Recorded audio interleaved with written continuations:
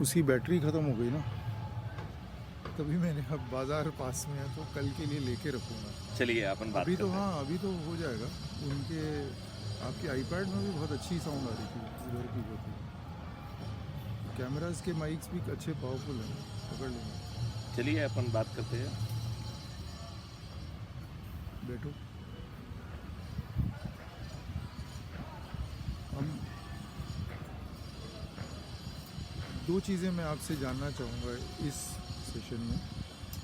पहला तो ये कि आपके एग्रीरियन के बारे में हम स्लाइट मेंशन करके गए थे सुबह जब बात कर रहे थे, तो उसमें मेरे ख्याल से एक सीधा क्वेश्चन आपको जो पूछना चाहिए वो ये पूछना चाहिए कि इसके लिए संसाधन कहाँ से आएंगे, क्योंकि ये इतना बड़ा प्रोजेक्ट है। Specially when we talk of the crime free Bharat agro module, we talk of the crime free Bharat Ayush module, it will make this country wealthier in first 2 year by 5 times. किसान जो है 5 गुने वेल्दी हो जाएंगे, और जैसे ही हम वर्टिकल डायमेंशन में जाएंगे तो हमारी जो वेल्थ है that is going to jump somewhere like 25 times.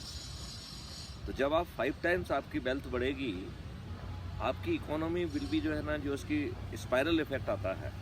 Because आप एक मिनट के लिए मानिए कि यदि आपके किसान की 5 गुना जो है वेल्थ होती है, तो स्पेयर और जिसको डिस्पोजेबल इनकम कहते हैं, वो how it will be impacting your economy, that will B a great question number 1।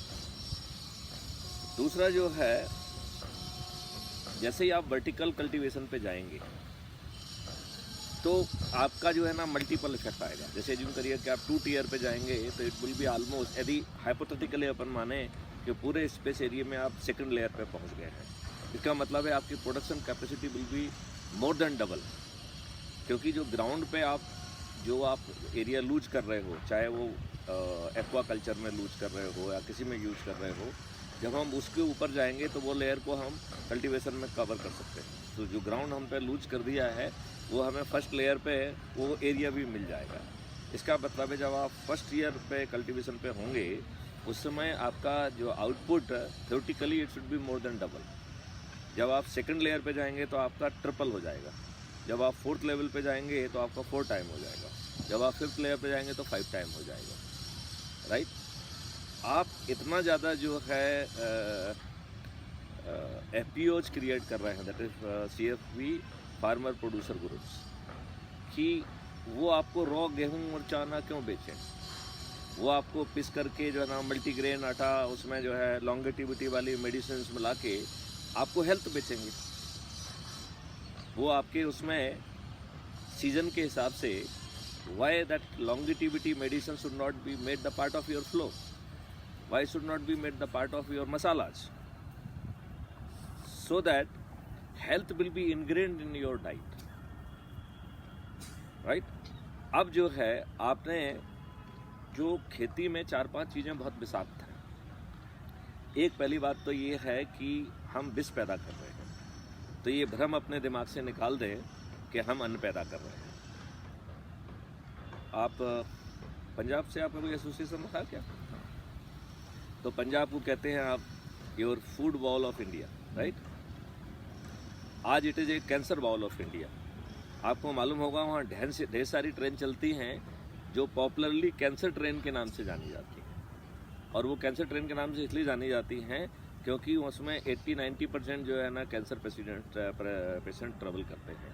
It means इतने सारे कैंसर पेशेंट्स वहाँ हैं। तो ये कैंसर कहाँ से आ रहा है?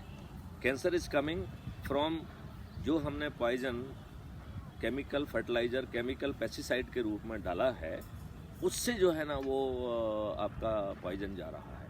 वो पॉइजन उसके स्टेम में जा रहा है, वो पॉइजन उसके ग्रेन में जा रहा है। केमिकल जो है, अब आप ये देखिए, यदि आप उसको ऐसे ही हाथ करेंगे तो आपको पूरा वाइट लेयर उसमें मिलेगी, that is having a layer of the chemicals. और पानी का ओवर यूज कर रहे हैं क्योंकि वहाँ धान होती नहीं है, फिर भी पानी के सहारे तो धान पैदा कर रहे हैं। So there is a salination of the water, salination of the soil, right. और लीचिंग के द्वारा वह पानी जो है ज़मीन में जा रहा है, that is polluting your under water ground water also. Then वही एवापोरेट होके क्लाउड में जा रहा है और वहाँ पर एडजॉइनिंग एरिया में एसिड रेन हो रही है। और चूंकि ये कार्सिजनक हो गया है नेचर में, इसलिए कैंसर हो रहा है। कैंसर का एक कारण है chemicals which we are using, और केमिकल्स हम 3-4 जगह पे यूज कर रहे हैं। पहले हम केमिकल खेतों में यूज कर रहे हैं, फिर केमिकल हम अपने किचन में यूज कर रहे हैं, केमिकल हम अपने जो है ना टॉयलेट में यूज कर रहे हैं, फिर कैंसर जो है ना केमिकल हम अपने ब्यूटी प्रोडक्ट में यूज कर रहे हैं। दैट्स वाई आप विदेशों में देखिए उनकी स्किन इतनी ख़राब है, और जो है ना महिलाएं जो इतनी सुंदर दिखती हैं, यदि वो बिना फैशन के साथ अपने पति के सामने आ जाए तो पति डर जाए। मतलब दिस फ्यू जो है women become so ugly because of over use of the beauty products, right. Now आप ये देखिए the second biggest reason of cancer, that is hormones. तो हम इतने दुष्ट हो गए हैं कि थोड़े से लाभ कमाने के लिए हम जो है हार्मोन्स का यूज़ कर रहे हैं, भैंस में, गाय में, बकरियों में, मुर्गियों में, फलों में, सब्जियों में। So we have created a full जो है chemical overdose of the hormones. And इसके कारण आप देखिए कि there is a abnormal growth in height. ये अभी अपन जो खुश हो रहे हैं कि लंबे लंबे बच्चे हैं, इनके जब लेट देम लिटिल जो है ना प्रोग्रेस इन एज, फिर उनको अपना जो है ना मालूम पड़ेगा कि वो क्या लंबे हैं, क्या वो हैं। उनका जो है जो एल्डरली एज है वो बेहावे होने वाली है। It will not be asset, it will become disease. अब मैं तीसरी डायमेंशन की बात कर रहा हूँ। इतने सारी मेडिसिन आ रही हैं जिनको आपके जो है डॉक्टर्स भर भर के आपको प्रिस्क्राइब कर रहे हैं, क्योंकि उनका फोकस जो है ना आपकी हेल्थ है ही नहीं। WHO जो जितने भी उसमें हेल्थ क्राइटेरिया फिक्स कर रहा है, उनको टाइट करता जा रहा है। द पर्पज इज दिस कि आपको कैसे जो है ना बीमार घोषित किया जाए, और फिर आपको कैसे मेडिकेशन दिया जाए जिससे कि जो फार्मास्यूटिकल लॉबी है उसको लाभ कराया जाए। एंड आपके पास एक भी दवा ऐसी नहीं है जो कि पूर्णतः सेफ हो।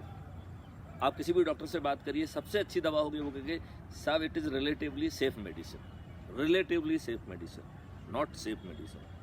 तो हर मेडिसिन जो है it is causing the burden on the organs of your body, and आपके लीवर, किडनी सबको अफेक्ट कर रहा है। It is carcinogenic and poisonous in nature. अब सबसे बड़ी भयावह डायमेंशन के बारे में मैं बात करता हूँ। हम लोग मिल्क क्यों लेते हैं? वी फील के इससे साफ सेहत अच्छी रहेगी, कैल्शियम की पूरी होगी। आपको मालूम है कि आप कितना दूध जो है ना कंज्यूम कर रहे हैं? जितना आप दूध पैदा करते हैं उससे 3 गुना ज़्यादा जो है आप मिल्क जो है कंज्यूम कर रहे हैं। इसका मतलब है कि 2/3 मिल्क जो है ना is coming from chemical origin. इसमें एक रिसर्च कह रही है कि यदि आप इस केमिकल ओरिजिन के मिल्क को 4 साल तक लगातार सेवन करेंगे तो 87% people they will suffer from cancer. Now in सब डायमेंशन का आगे 5 साल के बाद क्या सीन बनेगा? हर 3 व्यक्तियों में से 2 व्यक्तियों को कैंसर होगा, और जब आपके परिवार के 2 व्यक्ति जो है कैंसर के मरीज से जो है ना होकर यदि वो अस्पताल में भर्ती होंगे तो उसे अटेंड करने के लिए तीसरे व्यक्ति की जरूरत होगी। What does it mean? Your 99% population will be busy with the cancer और ऑटो रिलेटेड और ऑटोनॉमस डिसीजेस। फिर आपका इकोनॉमी कौन ढोएगा? आपकी खेती कौन करेगा? आपके इंडस्ट्रियल प्रोडक्शन को कौन करेगा? और जो आपका दुष्ट सिस्टम है एलोपैथी का, जिसने कोरोना में दवा ना होने के बावजूद लाखों रुपए कमाए हैं, वो आपको जो है मरते देखते हुए उसको कोई प्रॉब्लम नहीं होगी, उसे तो नोट कमाने की चिंता पड़ेगी। क्या स्थिति होगी? अभी मैं कहीं पढ़ रहा था कि 2020 का जो है एनसीआरबी ने डाटा पब्लिश किया है, यदि वो डाटा सही है, I don't know it is correct और नॉट, तो उसमें बताया गया है कि 10,670 वगैरह या 76 वगैरह कुछ किसानों ने आत्महत्या की है। मजदूर जो और व्यापारियों ने उससे 1100 ज़्यादा लोगों ने आत्महत्या की है। 2020 में 11,768 व्यापारियों ने आत्महत्या की है। जब हम इतने बड़े इकोनॉमिक उसमें होंगे, क्या हालत होगी हमारी? What will be our physical status? What will be our economic status? What will be our emotional status?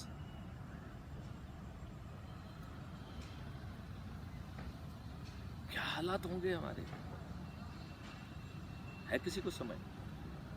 तो जो CFD एग्रो मॉडल है वो कह रहा है कि अरे आप लोग तो प्रिडिक्ट कर रहे हैं कि जो तीसरा वर्ल्ड वार है वो पानी के कारण होगा। वो कह रहा है ऐसा बिल्कुल नहीं होगा, हम पानी को 8 फीट पे ले आएंगे, कोई वर्ल्ड वार नहीं होगा। आपका प्रेडिक्शन कह रहा है यूनाइटेड नेशंस का, कह रहे साहब जो है वो ग्लेशियर पिघल रहे हैं और ग्लेशियर पिघल के जो है आपके 12 शहर जो है वो पानी में डूब जाएंगे, जिसमें मुंबई भी एक शहर है। हम ये कह रहे हैं कि हम ऐसे हालात पैदा कर देंगे कि ग्लेशियर पे दोबारा बर्फ जमा हो जाएगी, शायद जो डूब गए हैं वो भी बाहर निकल के आ जाएंगे। चूंकि कैंसर किसी बैक्टीरिया वायरस से नहीं हो रहा है, तो जब हम उसके पॉजिटिव फैक्टर्स को विलोपित कर देंगे तो कैंसर और ऑटोनोमस डिसीजेज अपने आप स्वतः विलुप्त हो जाएंगे। हम ट्रीटमेंट पे नहीं जाएंगे, हम लॉन्गेटिविटी पे चले जाएंगे। तो आयुष मॉडल तो कह रहा है कि वो आपकी फिजिकल एक्सरसाइज पे ध्यान देगा, आपके योगा पे ध्यान देगा, आपके स्पिरिचुअल डिस्कोर्स पे ध्यान देगा, और it is believing on the philosophy कि दुख में सुमरन सब करें, सुख में करे न कोई, जो सुख में सुमरन करे तो दुख काहे को होए, right? So we will not focus on your treatment, we will focus on your longevity. 1/3 of the land will be producing medicines, and that will be free from all kind of the chemicals, all kind of the harmful things, and it will be having, it will rejuvenate this soil जो अभी मृत प्राय हो गई है, जो कि यदि उसमें केमिकल नहीं डालेंगे तो जो है ना आपको कुछ भी नहीं मिलेगा। वो सॉइल दोबारा जागृत होने में 1 साल से ज़्यादा का समय नहीं लगेगा। 2 साल में तो वो सॉइल डेवड़ा पैदा करेगी, उसमें दोबारा जो है ना वो सौंधी खुशबू आएगी जो आप भूल गए हैं। पुराने समय में हमारे वहाँ पे जो है ना मिट्टी से बाल धोते थे, यदि आप धोखे से अभी की मिट्टी से बाल धो देंगे तो बाल लड़ जाएंगे, क्योंकि it is so much poisonous, so much chemical rich. हम उसको दोबारा जो है ना वो सुगंध पैदा कर देंगे। आपको ये मालूम है कि लक्ष्मी जी, आपने वो एक कैलेंडर जरूर देखा होगा कि गाय माता के उसमें सभी ब्रह्मा विष्णु महेश सभी देवता विराजित हैं। मैं आपसे पूछना चाहता हूँ, आपको मालूम है लक्ष्मी जी कहाँ विराजित है? एक्चुअली मैं लक्ष्मी जी लेट हो गई थोड़ी सी, उनकी योग्य थी कि मैं लक्ष्मी हूँ, मैं क्यों जाऊँ। तो जब उन्होंने देखा कि लक्ष्मी ब्रह्मा विष्णु महेश सभी देवता विराजित हो गए तो फिर लक्ष्मी जी ना मन मार के वो गाय माता के पास पहुंची। उन्होंने कहा माता सब लोगों को आपने जगह दे दी, मुझे भी कोई जगह दे दीजिए। आके देखिए अब जो है जगह है, आप देख लीजिए, जो आपको जगह लगती है वहाँ बैठ जाइए। Since there was no place, then Lakshmi ji has to settle in गोबर। It is a great mythological message. जो हम दूध पे ध्यान दे रहे हैं, दूध में लक्ष्मी नहीं है, लक्ष्मी गोबर में है। यदि हम इस मैथोलॉजिकल एसेंस को समझ जाएंगे, that will change the economy of this country, that will just change the economy of this country. आपको मालूम है गाय के मूत्र में कौन विराजित है? धन्वंतरी। गाय का मूत्र जो है औषधि है, गाय का मूत्र औषधि है। गाय के मूत्र को जो है आप जिस चीज में डाल दीजिए वो एकदम वो हो जाएगी। आपको मालूम होगा कि ये ज्ञान हम लोगों को नहीं था, लेकिन हमारे पुराने लोगों को एक ज्ञान था। वो गाय के गोबर से जो ना लिपाई करते थे, उससे कोई वर्म बैक्टीरिया नहीं आते। 2500 चीजें हैं। एंड यदि हम इसको नई टेक्नोलॉजी से थोड़ा सा और इम्प्रूव कर दें कि उसमें माइक्रोब्स भी डाल दें, देन वो गाय का गोबर की खाद नहीं होगी, वो गाय के गोबर की फैक्ट्री होगी, जो सीधे जो है नेचर से माइक्रो न्यूट्रिएंट को एब्जॉर्ब करके सीधे जो है ना आपके सॉइल में डालेगी। और जो ये मल्टीपर्पज सिस्टम है, इस सिस्टम में आपको सरप्राइज होगा कि इतना जो है गोबर पैदा होगा, क्योंकि कंपोजिट जो इसमें जो है 4-5 चीज़ों को रखा गया। एक तो रखा गया है कि पेड़ होंगे, तो 4 तरीके के तो पेड़ हैं उसमें, मेडिसिनल प्लांट्स, और वो मेडिसिनल प्लांट्स जो जिस जियो क्लाइमेटिक कंडीशन में होंगे वहीं पैदा किए जाएंगे। कोई और फालतू का काम नहीं होगा, ठीक है ना, क्योंकि आपके पास सभी क्लाइमेटिक कंडीशन हैं। तो जो चीज़ जहाँ पैदा बेस्ट हो सकती है वहीं पे लीजिए ना उसको, क्योंकि उसके मेडिसिनल गुण भी वहाँ पे बेस्ट होंगे, ठीक है ना। दूसरी बात है केमिकल और हार्मोनल वारफेयर वहाँ होगा नहीं, तो वो अमृत तुल्य हो जाएगा, उसका जो गुण है वो और बढ़ जाएगा। इसके बाद जो है हर उसमें गौशाला होगी जिसमें कि देसी गाय होंगी अच्छी हाई ब्रीड की, बहुत अच्छी ब्रीड की, और फोकस जो है उनको गाय माता बनाने का है। तो उसमें मंत्र के चलने के जो है ना यंत्र होंगे, जिसमें कि वैदिक मंत्र चलेंगे जो कि माइक्रो लेवल पर गाय की जो है ना कंडीशंस को जो है ना अफेक्ट करेगा। आपने सुना होगा कि जब कोई महिला गर्भवती होती है तो उसके सामने अच्छी बात की जाए, उसको मेंटल स्ट्रेस ना दिया जाए, उसको न्यूट्रिशन दिया जाए, क्योंकि ये सब चीज़ें बच्चे के गर्भ को जो ना इम्पैक्ट करती है। इसका मतलब है external environment is controlling lot many phenomenas with in our body जो हम नहीं समझते हैं। तो जब गाय को हम जो है ना माता कह रहे हैं तो उसकी एक्सटर्नल की बजाय हम इंटरनल फिनोमिना पे भी जो ध्यान देंगे। तो उसमें मंत्राज भी चलेंगे, उसमें जो है ना हवन भी होगा, राइट।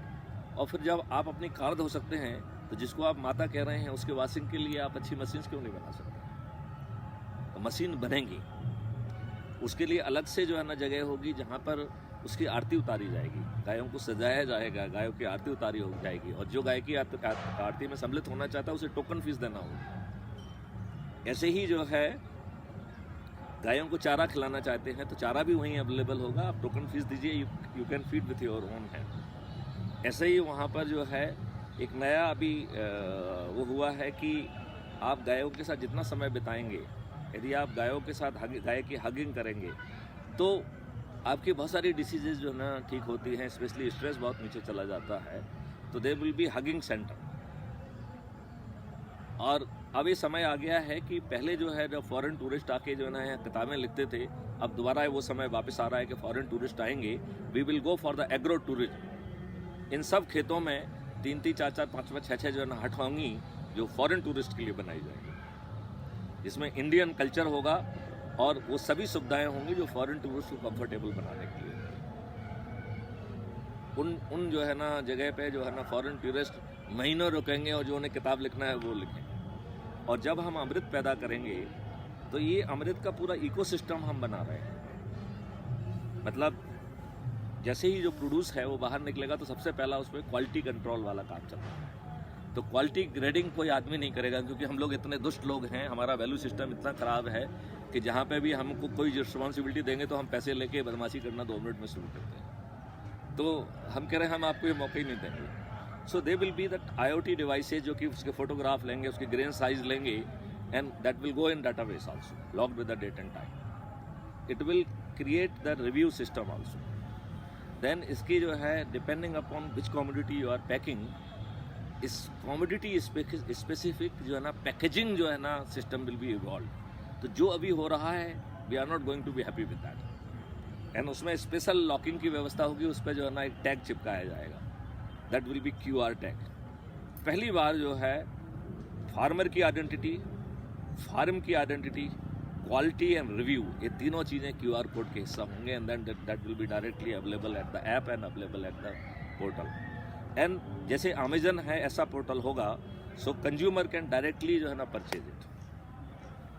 यहाँ से जो इतना इफिशिएंट जो है ना हमारा ट्रांसपोर्ट सिस्टम होगा कि वो जो है ऐसे आपके 4 ऑर्डर आए तो 4 ऑर्डर आके मूव नहीं करेंगे। एज्यूम करिए कि आपको भोपाल से कुछ ही ट्रांसफर करना है और चेन्नई आप भेज रहे हैं और उसमें मालूम पड़ा कि आपका जो है ना 10% ट्रक भरा हुआ है तो बहुत बेकार बात हो जाएगी। So it will go full load and it will go in the warehouse of, जिसकी डिलीवरी होना है उसकी डिलीवरी हो जाएगी, and there will be transport system की efficiency will be increase by at least 4 times। And उनकी जितने भी प्रॉब्लम्स हैं that problem will be taken by the CFV। They have to focus on the core activity कि पहिया 24 घंटे चलना चाहिए। There should be the additional component for the यदि किसी ड्राइवर को जो है ना रेस्ट देना है या मेंटेनेंस करना है, सो दैट हमारा पहिया रुकना नहीं चाहिए। There will be special loading and unloading machines जो लोडिंग को जो ना 2 मिनट में करेंगी और आपका पहिया चल देंगे। सो अभी जो आपकी जो इफिशिएंसी है that will be multiplied at least 4 times।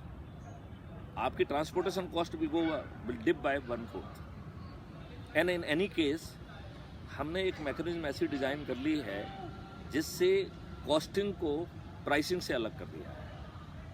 तो हमने 3 अकाउंट पैदा किए हैं किसानों के। एक अकाउंट कह रहा है एसेट अकाउंट, राइट। तो वो जो है, जैसे एज्यूम करिए जितना आपकी खेत की वैल्यू है, तो जब आप हमारे पार्टनर बनेंगे, because everybody in the ecosystem will be the joint venturist with अस।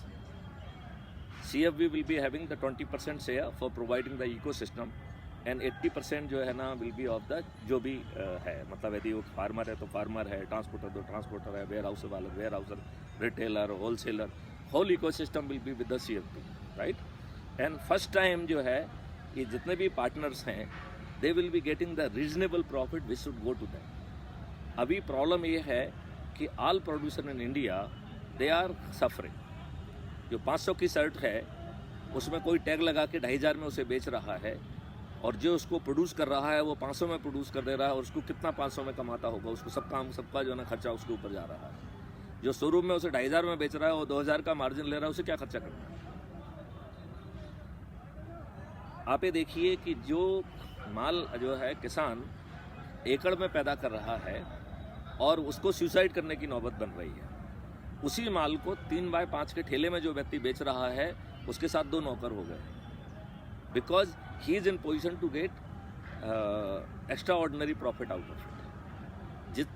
जिस भाव में वो क्रेट ले रहा है किसान का, वो उसी को जो उसी भाव पे 1 किलो बेच रहा है। कई बार तो वो 1 किलो की रेट भी नहीं बताता, पाव की रेट बताता है, जिससे आपको वो कीमत कम दिखाई दे। तो हमारे इंडियन इकोसिस्टम में middle man is making lot of money and there is a collusion of the जो है bureaucracy, collusion of the politicians also. और ब्यूरोक्रेसी हो चाहे पॉलिटिशियंस हो, दे हैव बिकम एक्सटॉर्शनिस्ट। तो वो बल्चर जैसे खींच के ले जा रहे हैं चीज़ों। यदि आपको सर्वाइव करना है तो उनका शेयर तो उनको देना ही होगा। नाउ इन CFB ये बल्चर बिल्कुल जो है ना शक्तिहीन होंगे, क्योंकि उसकी क्राइम फ्री भारत वाली विंग जो है ना सब एविडेंस को कैप्चर करके उनको जेल भेज देगी। They will not dare to take the same liberty which they are taking with now with the transporter and with the all people of the ecosystem. उनकी औकात नहीं है कि वो जो है ना उनसे उस तरीके से बिहेव कर जाएं, क्योंकि इकोसिस्टम का जो क्राइम फ्री कंपोनेंट है वो उनको जो है ना ऐसे पटक के मारेगा कि उन्हें अपनी नौकरी भारी पड़ जाएगी। वो लॉर्डशिप से जो ना सेवा के भाव में आ जाएगी।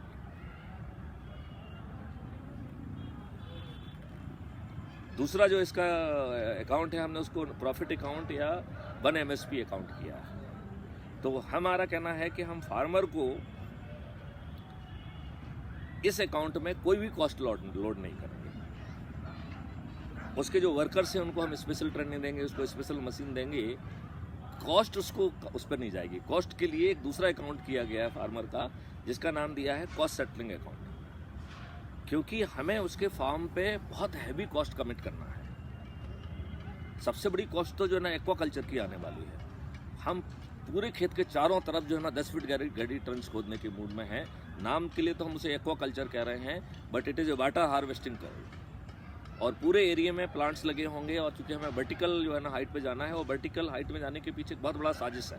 उसकी साजिश क्या है कि हम पेड़ को ऊपर भेजना चाहते हैं, क्योंकि पेड़ ऊपर जाएगा तो उसको संभालने के लिए जड़ों को नीचे जाने के लिए मजबूर होना पड़ेगा। इट इज़ ओन इकोसिस्टम को द पेड़ जो है ना अपने आप अपनी जड़ों को नीचे भेजेगा। तो it will serve my purpose के हमारी जो percolation water percolation rate will increase. जब तक जो है ना पानी होगा तब तक एक्वाकल्चर होगा, पानी खत्म हो जाएगा तो उसको जुताई करके फसल भी ले ली जाएगी, right. So with in 3 years we will be in position to bring, क्योंकि पूरे उसमें हमें शायद नहरों की ज़रूरत नहीं पड़ेगी, क्योंकि जो 10 फीट का जो है ना ट्रंच हरी खेत पे चारों तरफ से है, और ये आपस में जो है ना पाइप से जुड़े भी होंगे। तो जहाँ पे पानी का लेवल ऊपर हम उठा लेंगे, वहाँ से यदि हमें ज़रूरत होगी तो हम राहट से पानी जो है ना उनमें डाल देंगे, राइट। क्योंकि वहाँ पे ऑलरेडी जहाँ पे पहले 8 फीट पे पानी पहुँच जाएगा, वहाँ पे जो है ना 8 फीट के पानी को नीचे पटकने के लिए तो हम राहट भी लगा देंगे तो भी काम चल जाएगा। सो और चूँकि वो लिंक है सभी जगह, तो it will be controlling flood and drought in a very big way. Bharat से जो है बाढ़ के सिनारियो और ड्रॉट के सिनारियो विलोपित हो जाएंगे, राइट। अब जो है इस पे जो कॉस्ट सेटलिंग अकाउंट में बहुत कॉस्ट आने वाली है। एक तो जो है ना एक्वाकल्चर की कॉस्ट आएगी, फिर जो है इवन जो हमारा कहना चाहिए कि गायों का जो सेंटर होगा that will be with the heavy cost, क्या उनकी स्टेट ऑफ आर्ट उनके लिए हम सेट्स बनाएंगे, उसके ऊपर सोलर पैनल लगे होंगे, उसमें बहुत ही स्मार्ट बहुत सूदिंग वॉइस वाले साउंड सिस्टम लगे होंगे, उसमें जो है ना मैकेनाइज जो है हवन का सिस्टम होगा। तो हम पंडितों के ऊपर डिपेंड नहीं करेंगे। जो चीज़ जो है प्रोटोकॉल वैदिक तरीके से आया है उस प्रोटोकॉल को ऑटोमेटेड तरीके से उसी समय पे होगा, चाहे कोई वहाँ पहुँचे चाहे ना पहुँचे, and that will be impacting the whole ecosystem, right. अब इस पर कितनी कॉस्ट आएगी? बहुत कॉस्ट आएगी, ठीक है ना। Then be keeping will be there, right. तो इस कॉस्ट सेटलिंग अकाउंट के लिए जो पैसा कहाँ से आ रहा है? क्योंकि हर व्यक्ति को जो भी अपना काम कर रहा है सिस्टम उसको उसी समय पेमेंट कर रहा है। मतलब यदि एग्रो इंडस्ट्री है, मशीन उसके वहाँ से बाहर निकल रही तो उसके गेट को मशीन निकलेगी उसी समय उसको पेमेंट हो जाएगी, राइट। और ये कहाँ जा रही? जिसको मशीन सप्लाई की जा रही है उसके कॉस्ट सेटलिंग अकाउंट पे चली जाएगी। यदि मान लो एक वर्कर वहाँ काम कर रहा है और वो दिन भर में 4 कंपोनेंट कर रहा है तो 4 कंपोनेंट का अलग अलग पेमेंट होगा। और उसके साथ में हम एक मॉडेस्टी कंपोनेंट भी रख रहे हैं, क्योंकि हमने चारों तरफ अपना इकोसिस्टम ख़राब कर दिया है। आज हमारे जो है ना वर्कर्स जो है ना वो दारू पी के जो है ना उनमें ताकत नहीं रह गई है। मालूम नहीं आपके यहाँ पे क्या सिस्टम है। हमारे यहाँ पर तो जो मजदूर हैं वो उनको जो से ही समय मिलता है तो बीच में जो है ना एक पाउच रखते हैं और खाना नहीं खाते हैं, वो नमकीन के साथ उसे फाँक लेते हैं। हमने तो ये देखा है कि मजदूरों के बदन में इतनी ताकत नहीं रह गई है कि वो दिन भर मजदूरी कर लें। We are heading toward a very bad kind of ecosystem. Freebie की इतनी लत लग गई है कि आदमी जो है ना के अंदर जो मेहनत और करने का जज्बा होना चाहिए तो वो ख़त्म ही हो गया है। सो हम कह रहे हैं कि हमें आपको मेहनत कराना ही नहीं है, machinery equipment will be helping you, लेकिन एट द सेम टाइम अवर जो है ना system will not only measuring what is your output, क्योंकि आपको कोई सैलरी नहीं मिलेगी, आपको कोई वेज नहीं मिलेगा, आपको वर्क रिलेटेड रेवेन्यू स्ट्रीम मिलेगी। और जैसे ही आपका वर्क कंपोनेंट खत्म होता है तो दिन भर में यदि एज्यूम करिए कि आप 10 वर्क कंपोनेंट करते हैं तो आपको 10 बार पेमेंट होगा। और वो पेमेंट जो है ना, जैसे एज्यूम करिए कि आपको एक वर्क कंपोनेंट का पेमेंट यदि 1000 रुपये बनता है समझ के लिए, वो आपकी मॉडेस्टी कंपोनेंट को देखेगा कि आप दिख कैसे रहे हो, आपके बाल कैसे हैं, आपकी वेशभूषा कैसा है, आपने नमस्कार चमत्कार किया है कि नहीं किया है, आपने किसानों को बात समझाई है कि नहीं समझाई है, जाने के पहले उसको फिर से दिखाया है कि नहीं दिखाया है। और वो उसको उससे कुछ क्वेश्चन पूछे जाएंगे किसानों से, वो टिक टिक टिक करेगा और एक मॉडेस्टी कंपोनेंट क्रिएट हो जाएगा। अब आपको 1000 रुपये मिलना चाहिए और मॉडेस्टी कंपोनेंट ने 0.8 फैक्टर दिया तो वो उसे खट से 0.8 से मल्टीप्लाई करके उसको खाते में 800 रुपये जाएंगे। 200 रुपये उसी को बगल में देखेंगे कि उसके वेलफेयर अकाउंट में जुड़ गए हैं। तो चूंकि वो इमीडिएटली अपने बिहेवियर को और अपनी वैल्यू को वहाँ देख पाएगा तो नेक्स्ट वर्क कंपोनेंट में वो कोशिश करेगा कि 0.8 का फैक्टर बढ़ के 0.9 हो जाए।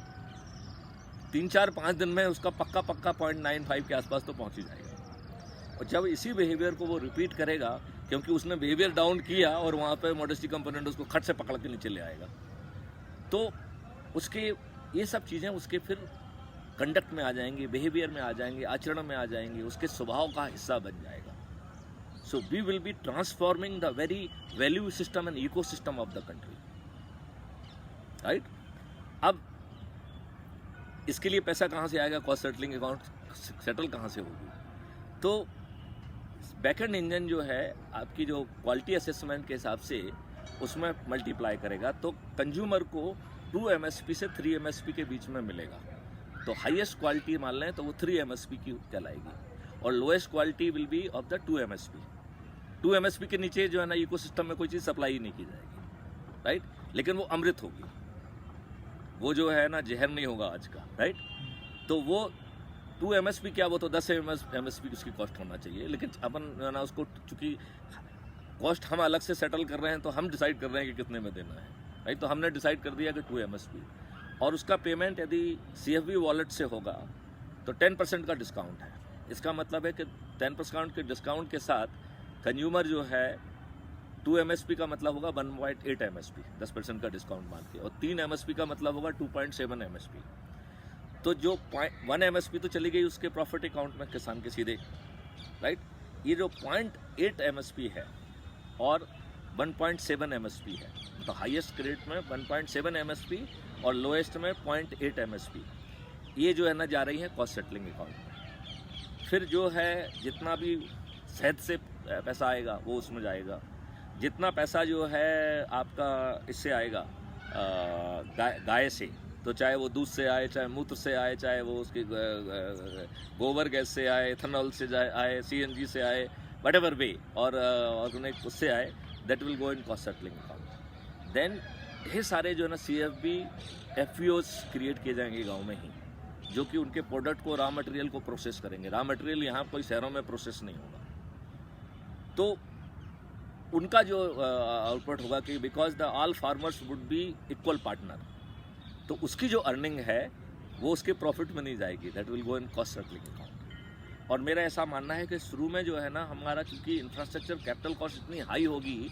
कि सभी इनकमों के बावजूद भी उसको सेटल करने में मुझे 3 से 5 साल लगेंगे, लेकिन we are not in hurry, right. हम जो है अब ये बताइए कि आज जो है वो इतनी हैवी कॉस्ट उस पर लग रही है कि वो मुश्किल से जो है 20% उसको प्रॉफिट होती होगी, राइट। अब यदि आपने उसमें पूरी कॉस्ट हटा दी तो उसकी 5 गुना इनकम होगी कि नहीं होगी, स्ट्रेट में 5 गुना होगी कि नहीं होगी विद द सेम प्रोडक्शन।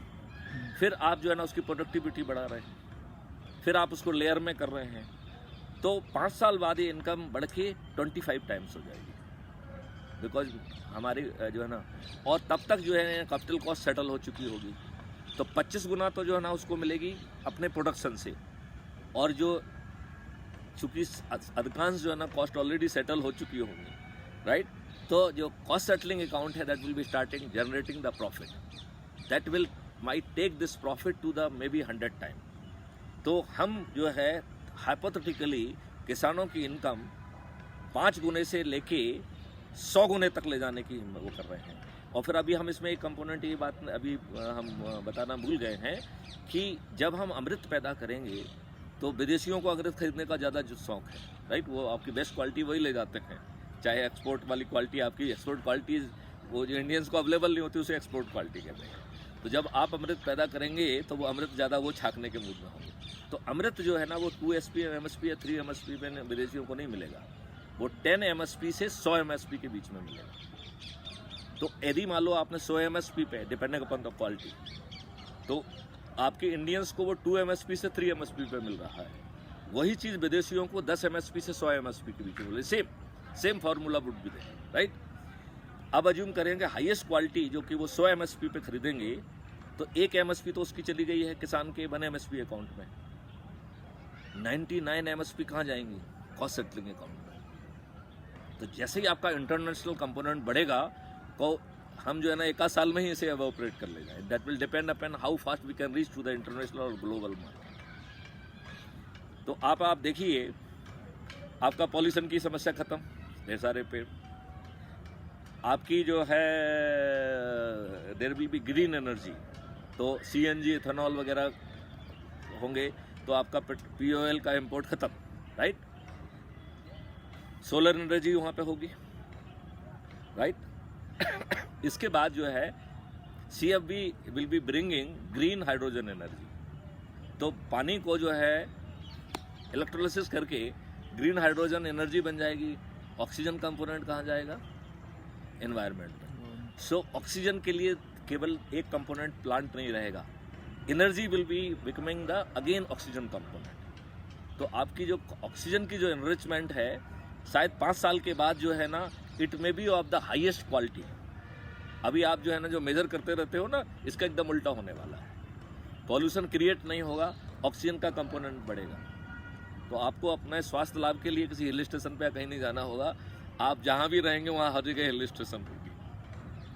तो यहाँ पे आपको ऑक्सीजन का लाभ मिलेगा। यहाँ पानी आपका 8-9 फीट पे आ गया है, वहाँ आपका जो है चूँकि पॉजिटिव फैक्टर सब खत्म हो जाएंगे, तो आप जो है कैंसर से फ्री हो जाएंगे, तो भारत कैंसर मुक्त भी हो जाएगा। एंड साथ में जो इतने सारे मेडिसिनल प्लांट्स हो रहे हैं, these medicine will be use जो है ना largely for the treatment, and more than treatment, it will be used for the longevity. तो लॉन्गिटिविटी वाला कंपोनेंट मिला के फिर आपको डिसाइड करना पड़ेगा कि आप 100 MSP से खुश हैं या आप उसमें थोड़ा सा और ऊपर जाना चाहते हैं. दैट आई लीव कि how the things will progress. That kind of the scenario will come. अब यहाँ पे हम आपको एक क्वेश्चन का जवाब और देना चाहते हैं जो आपने पहले पूछा था कि शुरू में धन कहाँ से आएगा. बाद में तो धन की ज़्यादा प्रॉब्लम नहीं होगी, ठीक है ना. क्यों? क्योंकि पूरे इकोसिस्टम में 20% जो है वो प्रॉफिट जो है ना is going to the CFB. So CFB would be creating so much of the money that we are having the objective. We would be creating biggest जो है research development innovation hub of the world. 5 साल बाद जो है CFB banner के under innovation wing will be spending highest money in the world. या America हमारे सामने कहीं नहीं लगेंगे, चाइना तो कहीं लगता ही नहीं. Now that kind of the ecosystem will be created. और ये इकोसिस्टम खुद क्रिएट करना होगा क्योंकि आज का तंत्र जो बना है वो शोषण के लिए बना हुआ है. हमने उसको एज इट इज अडॉप्ट किया है. आपके नियम कानून इतने खराब बने हुए हैं कि किसी भी शरीफ व्यक्ति को बताओ, हम उसको रेड मार के उसके जो है ना अकाउंट को सीज करके बता देते हैं. जो आपको सबसे शरीफ आदमी बताओ उसमें हम 50 गलतियां निकाल देंगे क्योंकि हमने कानून इतना घटिया बनाया है कि गलतियां तो निकल ही आएंगी. फिर आप जिसको चाहो उसका जो ना अकाउंट सील कर दो, जिसका जो चाहो वो कर दो. क्यों? क्योंकि ये तंत्र ऐसे ही लिए क्रिएट किया गया. अंग्रेजों ने ये कहा था कि भाई तुम देखो रेवेन्यू कलेक्ट करो चाहे ना करो, तुम इनके व्यवसायियों की, इनके किसानों की जो है ना रीढ़ की हड्डी तोड़ दो, इनके व्यवसाय को खत्म करो. उस समय जो है ना अंग्रेज आप एक्सपोर्ट करते थे उसमें हैवी ड्यूटी लगाते थे. आज की सरकार भी यही कर रही है. विदेशी को बुलाइए, उनको कह रहे हैं कि हम 10 साल का आपको टैक्स हेवन देंगे और अपने व्यापारियों को हम जो है ना टैक्स लगाते हैं. हम जो है ना टैक्सेशन सिस्टम इतना वो कर दे रहे हैं, टैक्सेशन को हम जीरो क्यों नहीं कर देते. सिर्फ 1% taxation just for account maintenance. बाकी tax will come from the consumption, from expenditure. हम इनकम को क्यों टैक्स करना चाहते हैं? Income is a resource to be used. Expenditure को जो है ना टैक्स करिए ना, विच इज कंजम्पशन. ये सिस्टम जो है अंग्रेजों ने आपके शोषण के लिए बनाया था. ये आज के काली चमड़े के जो अंग्रेज हैं इनको सूट कर रहा है. ये किसी भी रिफॉर्म के नाम से इनकी रोंगटे खड़े हो जाते हैं. देखिए आप जो ना, मैं पुलिस रिफॉर्म की बात करता हूँ, कितने कमीशन आए, कितनी कमेटी बनी, एक चीज़ लागू नहीं हुई. 2006 का जो है ना सुप्रीम कोर्ट ने जो माइलस्टोन जजमेंट दिया, इन्होंने इसका इतना घटिया इम्प्लीमेंटेशन किया, गलत और झूठा जो है ना रिपोर्ट सुप्रीम कोर्ट को पेश की कि पूरा पुलिस सिस्टम जो है ना in the grip of the politicians. आज एक सिपाही भी हमारा जो है वो थाने में बिना पॉलिटिशियन के जो है ना इंटरफेरेंस के नहीं है. तो हमने तो टोटल कंट्रोल दे दिया. तो 2006 में जो है ना क्या जो जजमेंट इसलिए दिया गया था कि टोटल कंट्रोल हो जाए. इकोसिस्टम में उन्हीं ऑफिसर्स को टॉलरेट किया जाता है जो इनके प्रति सरेंडर्ड हैं. आज जो है एसपी के आदेश को नहीं माना जाता है, आज एक नेता के आदेश को माना जाता है. थानेदार को मालूम है कि वो किसी थाने में है तो अपने एसपी के कारण नहीं है, he is because of the MLA. और वो MLA को रिटेंशन मनी भी दे रहा है कि भैया तूने पहले पोस्टिंग कराई थी उसका पैसा, अब मैं कंटिन्यू कर रहा हूँ तो लो मैं हर महीने कुछ ना कुछ आपको पहुँचाऊँगा. तो जो व्यक्ति जो है ये पैसा पहुँचाएगा तो वो आपसे वसूल करेगा ना. Return on investment, you will talk in A business language. तो किस अच्छे सिस्टम की बात कर रहे हो? कौन अच्छे सिस्टम को चाह रहा है? अरे एक सरपंच जो है, अभी आपने वो देखा था ना, एक वो मजाक किया जो महिला कह रही थी कि साहब जो है ना इनको 3000 का वेतन मिलता है और फिर ऐसा कहाँ से इनका जो है ना स्कॉर्पियो और फॉरनर हो मालूम नहीं क्या क्या आ जाता है. आपने मालूम नहीं एक वीडियो देखा है, एक इरिगेशन का जो है ना ठेकेदार कह रहा है मुझसे कि सर 40% तो जो ना शुरू में ही मुझसे ले लेते हैं, 60% में भी इनके जो है ना गीध जो है ना नेताओं के इनके आते हैं वो 15% और ले जाते हैं. अब जो है ना 15% जाने के बाद बता 45% में हमारे बच्चों का भी पेट है तो हम 10% कर लेते हैं. तो बोले साहब मुश्किल से 30-35% जो है ना ज़मीन पे मुश्किल से पहुंचता है. तो हमारी क्या क्वालिटी होगी? बोले पहले जो है ना इन्होंने एक कंसल्टेंट का फंडा लाया था क्वालिटी कंट्रोल के लिए. बोले शुरू में तो वो अच्छा चला है, अब वो भी जो है ना चौधराना वसूल करना चालू कर रही है. तो वो 30-35% का 10% यदि वो कंसल्टेंट को चला गया तो आपको 25% बचा। क्या हमारा ऑब्जेक्टिव है एक अच्छा सिस्टम देना? मैं ये बात कह रहा हूं कि नेहरू को प्रधानमंत्री बनाना बहुत बड़ा गुनाह था। साजिश के तहत, अंग्रेजों की साजिश के तहत उसको प्रधानमंत्री बनाया गया।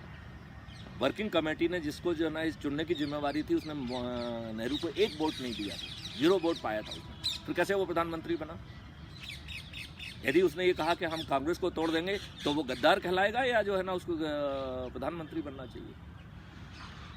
ये सोचिए उसकी दुष्टता कितनी बड़ी है कि जो गीत जनगण मन अधिनायक जय 1911 में जॉर्ज पंचम जो कि ब्रिटेन के किंग थे, उनकी जो है ना स्तुति में रविन्द्रनाथ टैगोर ने बनाया था, बैकडोर से आप उसको जो है ना राष्ट्रगान बना दे रहे हैं। और वंदे मातरम को मजबूरी में आपने राष्ट्रगीत का दर्जा दिया क्योंकि विद्रोह हो जाता। जो इतने षड्यंत्रकारी वातावरण में पैदा हुआ है, जिसने वही सिस्टम जो है ना पूरा रख लिया है, एक्ट जो है ना वैसे ही बन गए हैं। आज आप ये देखिए कि मध्य प्रदेश में ही आप देख लीजिए कि एक चपरासी के यहाँ जो है ना वो पड़ता है तो उसके पास करोड़ों की संपत्ति दर्ज होती है। तो जब चपरासी के यहाँ करोड़ों की संपत्ति निकल रही तो बड़े बड़े जो मगरमच्छ हैं उनके यहाँ कितनी संपत्ति निकलेगी? We are not creating a ecosystem. हमें आपको गरीब रखना हमारा मकसद है, तभी तो हम आपको जो है ना बरगला के आपका वोट ले पाएंगे। यदि आप समृद्ध होंगे तो आपको हमारी फ्रीबी की आकांक्षा क्या होगी? क्यों चाहेंगे आप फ्रीबी?